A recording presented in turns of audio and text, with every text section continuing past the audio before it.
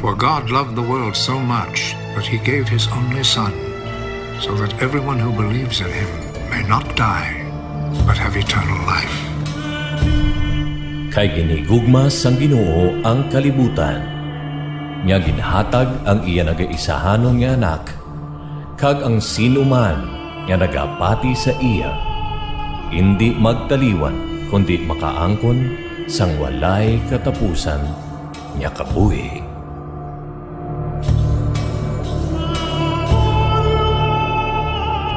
Mayong hapon naman sa aton tagpalamati sa 373 Super Radio Iloilo. This is your brother Fernando. Kag nagabalik naman sa kahanginan ng aton programa nga ginatawag, Knock and the door will be open. Seek and you shall find. And keep seeking the kingdom of God within you.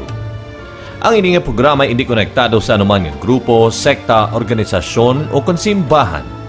Ang amon ginapalinton amo lamang nga mayong balita sa mahal nga Biblia, Torah kag Quran. Kay ang ginbugayan sang Ginoo sang dulunggan makabati kag mga mata nga makakita sa pulong sang Ginoo. Kag nagakadapat lang nga himayaon nato ng aton Ginoong Dios halin sa pagbutlak sang adlaw hasta sa pagtunod sini. And we all should worship this one God in truth and in spirit, says the Lord God.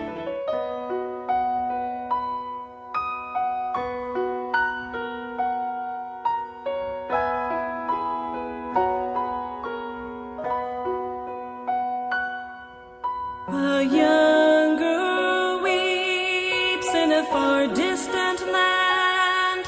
She has no one to show her God's love.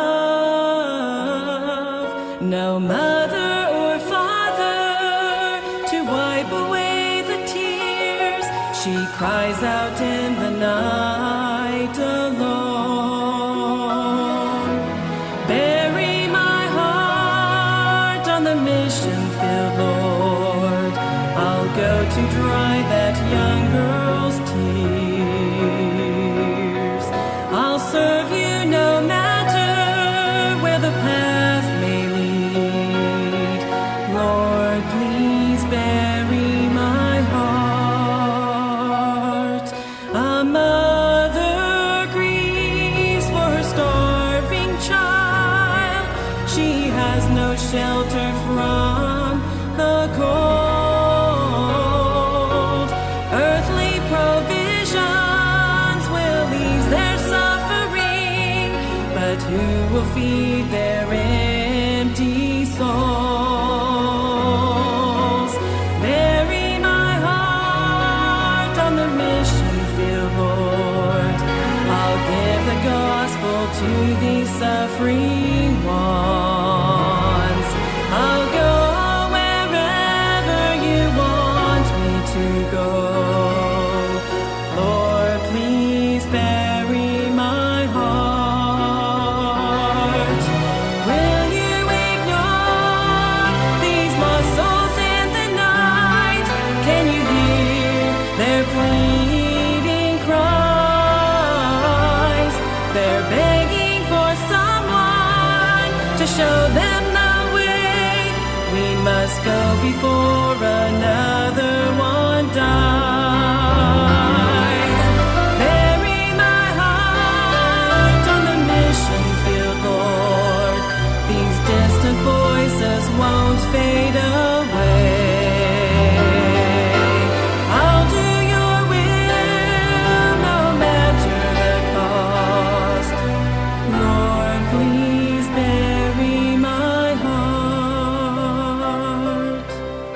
Lord, I'll give you my heart.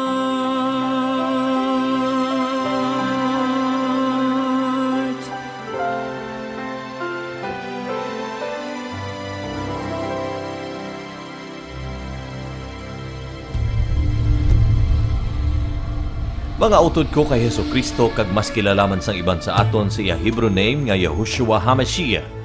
Kamo ginaimbitar ko gid sa pagpamati sa mga dinalan sa Biblia nga akon pagabasahon kag kabay nga opdan ninyo ako sa pagtuon sa maayong balita. Akon man ginapahibalo nga ini nga programa wala nagapangayo kayo o kung nagasulisit sang anuman nga donasyon.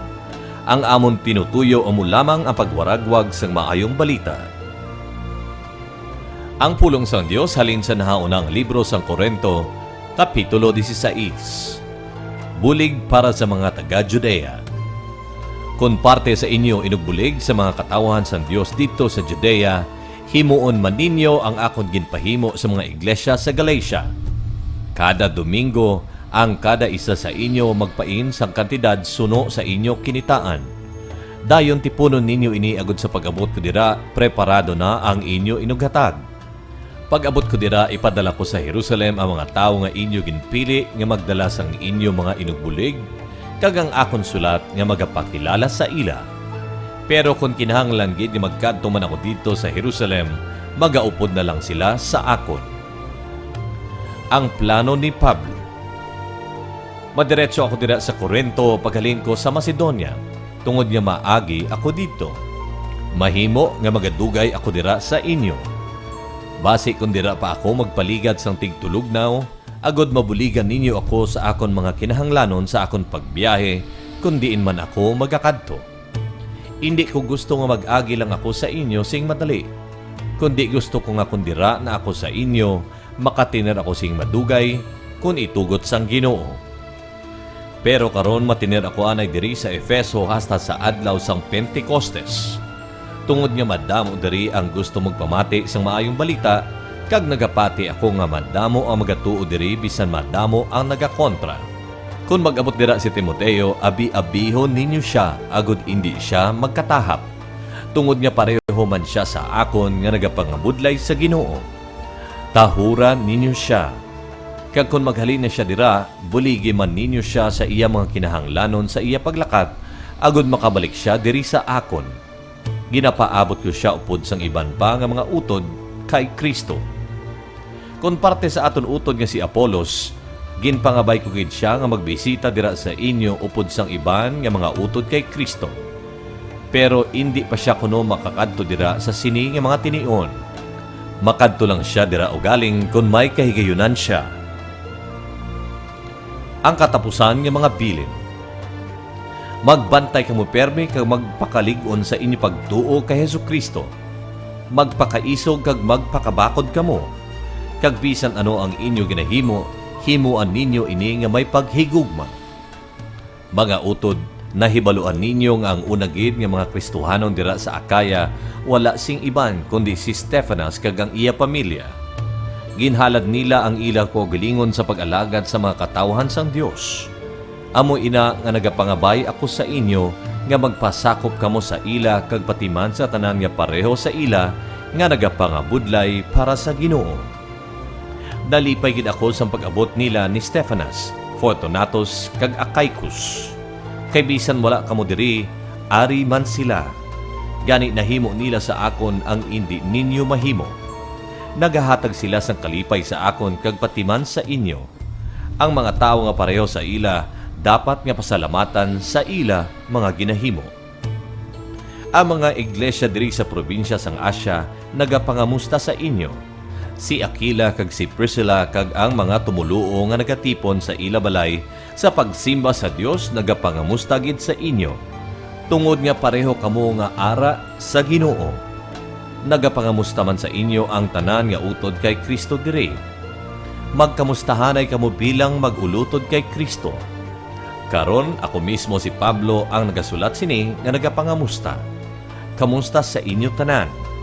Kabay pa nga silutan sang Ginoo ang bisan sino nga wala nagahigugma sa iya.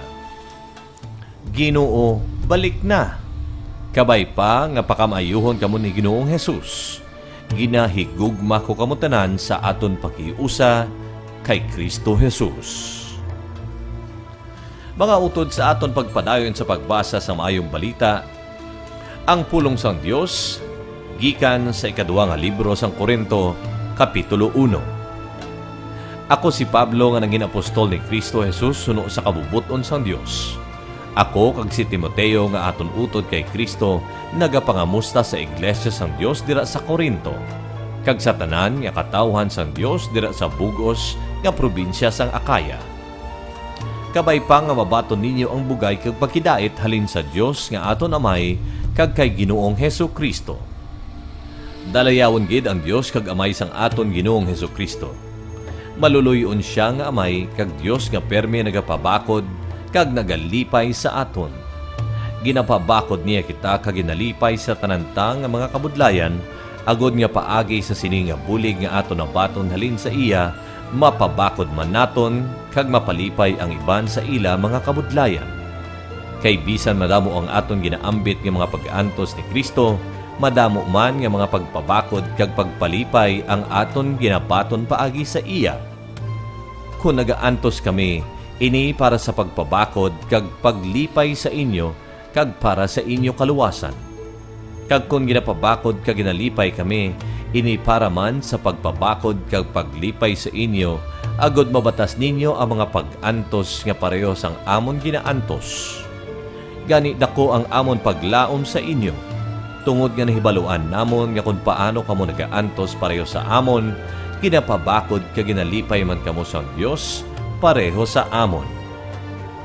Mga utod kay Kristo, gusto namon nga mahibaluan ninyo ang amon na agihan nga kalisod sa probinsya sang Asya. Kaysa sadto nga tiyempo daw hindi nagid kami makaantos, kag ang hunahuna namon mapatay nagid kami. Abi gani namon, amo na ato ang amon katapusan. Pero natabo gali ato agod makatuon kami nga hindi magsalig sa amon kaugalingon, kundi sa Dios nga amo ang nagabanhaw sang mga patay. Ginluwas niya kami sa kamatayon, kag paggaluwason pag niya kami liwat. Siya lang gid ang amon ginasaligan nga magapadayon sa pagluwas sa amon, samtang ginabuligan ninyo kami paagi sa inyo mga pagpangamuyo. Kag tungod sa mga bulig nga amon mabaton sa Dios, bilang sabat sa madamo nga nagapangamuyo, madamo man ang magapasalamat sa iya.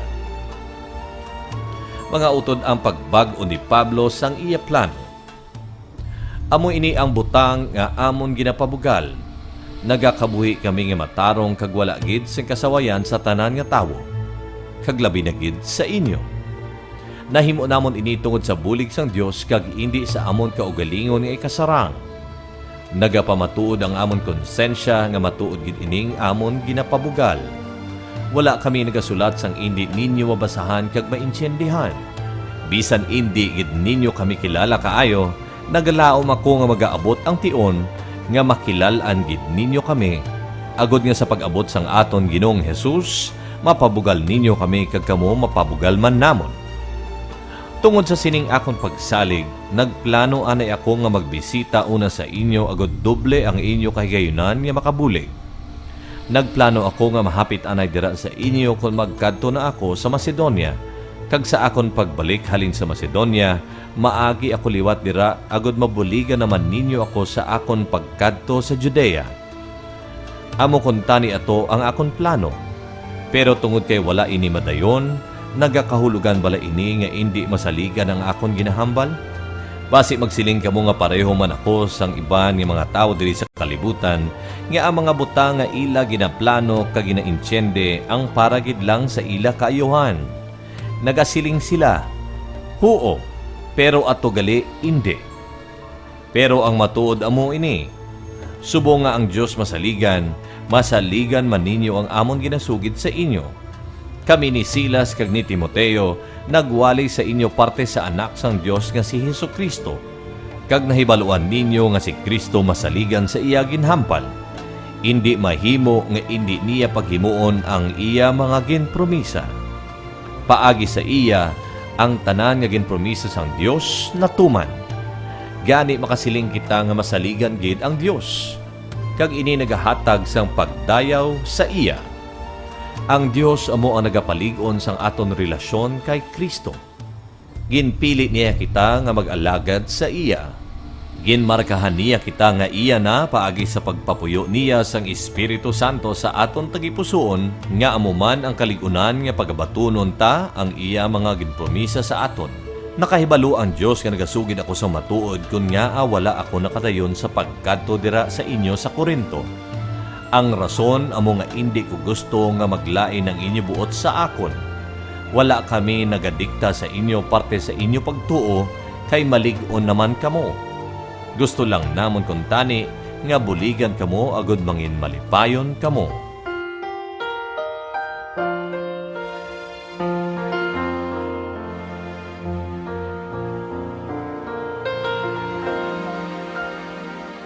My mind goes back to a time long ago when darkness filled my heart. I had no hope and I wandered aimlessly until one day I met a man who cared for my lost soul. He told of how Jesus died for me. And oh, how things were different when God came into my heart. He changed my life completely from the start. He gave me peace within and a home in heaven on high.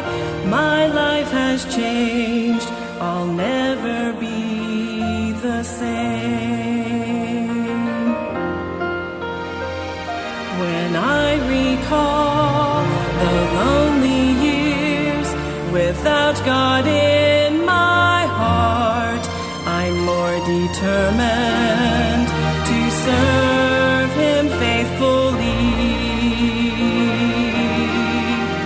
If there comes a time I start to stray and follow my own will, I'll just remember all the good things He's given to me. And I'll think of all the wasted years when I never knew You, Lord.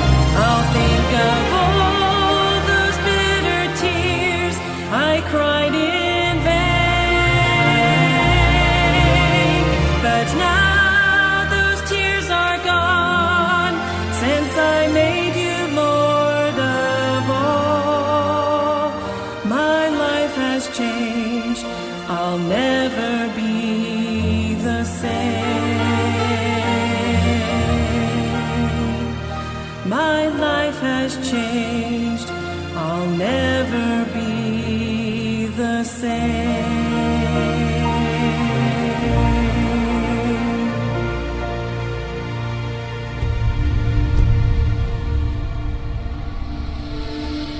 Mga kauturan, kamo nagapamati sa programa nga Knock and the Door Will Be Open. Seek and you shall find, and keep seeking the kingdom of God within you. Ang ini nga programa nagawaragwag alas 3 hasta alas 3:30 kada hapon. Lunes tugtog Biyernes sa 1373 Super Radio, kag pwede nyo man sundan ang amon mga post sa YouTube. Pangita lamang ang Ask, Seek, Knock, Iloilo. Agod madugangan pagid ang aton ihibalo sa maayong balita nga nasulat sa Biblia.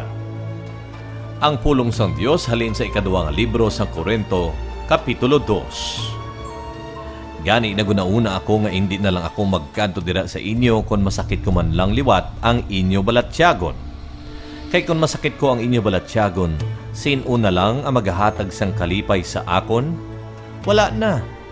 Amo ina ang kabangdanan kung nga nagsulat ako anay sa inyo, agod nga kung magkadto ako dira, hindi ako mapasubuan sa mga tao, nga amo kuntani ang dapat maghatag sang kalipay sa akon. Kag nagapati ako nga kung malipay ako, kamo malipay man. Pagsulat ko sadto anay sa inyo, natublag kag nasubuan gid ako, kag naghibi pagani. Hindi na akong tuyo nga magsakit sang inyo balatyagon, kundi gusto ko lang nga mahibaluan ninyo nga palangga kugid kamo. Karon kung parte sa tao dira nga nakasala, hindi lang ako ang iya ginhatagan sang kasubo, kundi may ara man siya nga ginhatag nga kasubo sa inyo tanan. Nagasiling ako nga may ara kay hindi ko gusto pasubrahan. Pero bastante na ang silot nga inyo ginhatag sa iya. Gani patawaran na ninyo siya kag palig-una dayon, kay basi kung maapektuhan na gid siya sa sobra nga kasubo. Kag nagapangabay man ako sa inyo nga ipakita ninyo sa iya nga ginapalangga pa ninyo siya. Amo gani ini ang kabangdanan nga nagsulat ako sa inyo, kay gusto ko mahibaluan kung masaligan kamo sa pagtuman sang tanan nga akon ginasiling sa inyo. Kung ginapatawad ninyo ang tao nga nakasala, ginapatawad ko man siya. Kay kung may nakahimo sing sala sa akon, ginapatawad ko na siya sa atubangan ni Kristo para sa inyo kaayuhan.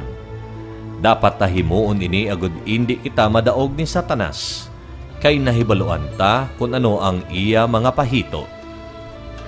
Pag-abot ko dira sa Troas agud magwali sang maayong balita parte kay Kristo, nakita ko nga ginpreparar na sang Ginoo ang ila mga tagipusoon sa pagpamati sa akon. Pero hindi ako mapahamtang kay wala dito si Tito nga akon utod kay Kristo. Gani naglisensya ako sa mga tumuluo dito kag nagkadto sa Macedonia. Mga utod, ang pahamot ni Kristo. Salamat sa Dios kay permi siya nagauna sa aton sa parada sang pagdaog. Ginahimo niya ini tungod ara na kita kay Kristo. Ginagamit niya kami sa pagpakilala sa iya sa mga tao bisan sa diin nga lugar, kag ining amon ginapahibalo pareho sang pahamot. Kay pareho kami sang mahamot nga halad ni Kristo sa Dios nga mapanimahuan sa mga tao nga nagakaluluwas kag pati sa mga nagakalawala. Sa mga tao nga nagakalawala, ang amon ginapalapnag nga kamatuoran pareho sang baho nga halin sa patay nga nagadala sang kamatayon. Pero sa mga tao nga nagakaluluwas, pareho ini sang pahamot nga halin sa buhi nga nagadala sang kabuhi. Te, sino ang makasarang sang sini nga obra? Pero ginpadala kami sang Dios. Kag tungod nga siya nagatulok sa amon, kag kami ara kay Kristo, sinsiro kami kung maghambal sang mensahe sang Dios. Hindi kami pareho sang iban nga naganegosyo sang mensahe sang Dios, agod makwartahan nila ang mga tao. Mga utod sa aton pagpadayon sa paghibalo sang pulong sang Dios, halin sa ikadua nga libro sang Korento, Kapitulo 3. Ang bag-o nga paagi sa pagpalapit sa Dios. Basi ko nagahuna-huna kamo ang ginadayaw namon liwat ang amon kaugalingon. Hindi kami pareho sang iban dira nga nagakinahanglan pa sa mga rekomendasyon agad batunon ninyo, kag pagkatapos mangayo naman sang rekomendasyon sa inyo, agad batunon man sila sa iban nga lugar. Hindi namon kinahanglan ang mga rekomendasyon, kay kamo mismo amo ang amon rekomendasyon nga nasulat sa amon tagipusoon, tungod kay ang inyo pagkabuhi pareho sa sulat nga makita kag mabasa sang tanan. Maatag nga ang inyo halimbawa pareho sang sulat ni Kristo nga ginsulat paagi sa amon. Ang gingamit sa pagsulat hindi tinta kundi ang Espiritu sang Dios nga buhi, kag wala man ginsulat sa mga bato nga sululatan kundi sa inyo tagipusoon mismo. Makahambal kami sini tungod sa ginahimo ni Kristo paagi sa amon kag tungod sa amon pagsalig sa Dios. Kay kung sa amon gid lang, hindi kami makasarang sa sini nga mga buluhaton, pero ginabuligan kami sang Dios. Siya ang naghatag sa amon sa ikasarang agud masaysay namon sa mga tawo ang bag-o nga paagi nga iya ginhimo, agud kita nga mga tawo makapalapit sa iya. Ining bag-o nga paagi hindi paagi sa ginsulat nga kasuguan, kundi paagi sa Espiritu Santo. Kay ang ginadala sang kasuguan silot nga kamatayon, pero ang Espiritu Santo nagahatag sang kabuhi. Paghatag sang Dios kay Moises sa kasuguan nga iya ginsulat sa mga bato, ang mga Israelinhon hindi makatulok sa guya ni Moises kay nasilawan gid sila. Pero atong kasanag sa iya guya amat-amat lang nga nadula. Karon kung nagpakita ang Dios ang iya gahom sa kasuguan nga nagadala sang kamatayon, mas sobra pa sini ang iya ipakita nga gahom kung ang Espiritu Santo na ang magpanghikot. Kay kung ginpakita sang Dios ang iya gahom sang paghatag niya sang kasuguan nga nagadala sang silot, hindi bala nga masobra pa gid ang iya ipakita nga gahom kung pakamatarungon na niya ang tawo. Ang matuod ang gahom sa kasuguan sa tuanay, wala-wala gid kung ikumparar sa gahom sining bag-o nga paagi. Kay kung may gahom ginpakita ang Dios sa sadto nga kasuguan nga umalagi lang, mas sobra pa ang gahom nga iya ginapakita sa sining nga bag-o nga paagi nga wala na sing katapusan. Kag tungod nga amo ini ang amon ginalauman, wala kami nagakahadlok sa pagsugid sang pulong sang Dios. Indi kami pareho kay Moises nga nagtabon sang iya guya agud indi makita sang kapareho niya nga mga Israelinhon nga amat-amat na dula ang kasanag sa iya guya. Sa matuod lang, wala naka-insyende ang mga Israelinhon kung ano ang kahulugan sadto kay may nagatabon sa ila mga huna-huna. Kag bisan gani subong may nagatabon pagit sa ila mga huna-huna samtang ginabasa nila ang daan nga kasugtanan. Kay wala sila naathagi nga kung kita ara kay Kristo ang ato nga paagi nadula na. Oo, hasta gani subong kung magbasa sila sa mga gitsulat ni Moises, hindi sila makainsyende kay may nagatabon sa ila mga huna-huna. Pero inang nagatabon makuha kung magdangop ang tawo sa Ginoo. Karon ang ginatawag diri nga Ginoo amo ang Espiritu Santo.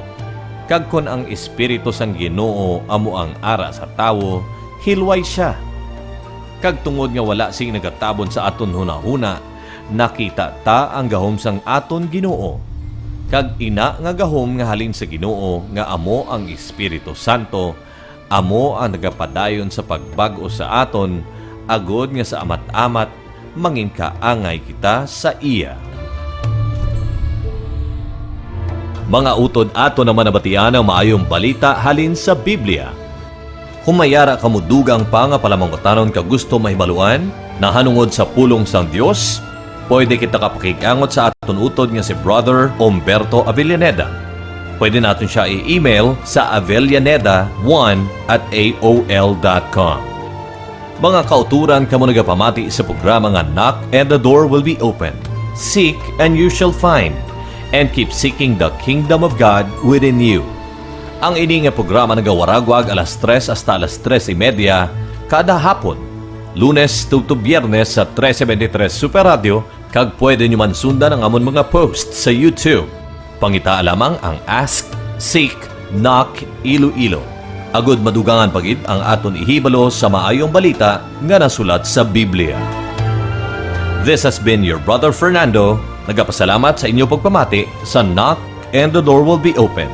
Seek and you shall find. And keep seeking the kingdom of God within you.